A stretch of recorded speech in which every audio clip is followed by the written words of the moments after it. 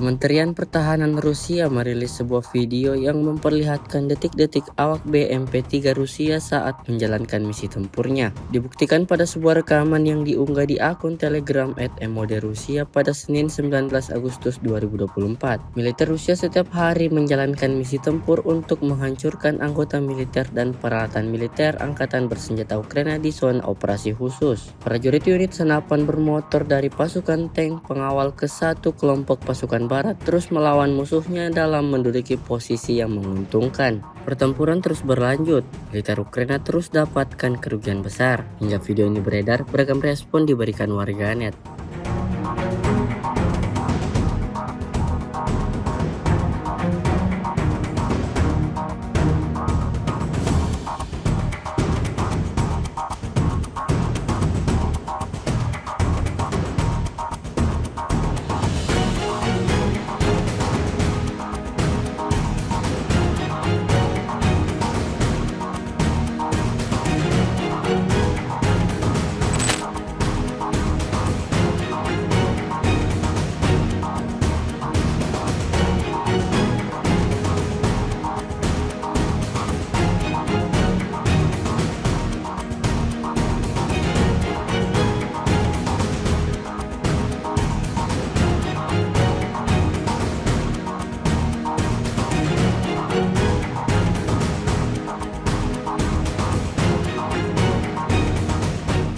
Download Tribun X sekarang, menghadirkan lokal menjadi Indonesia.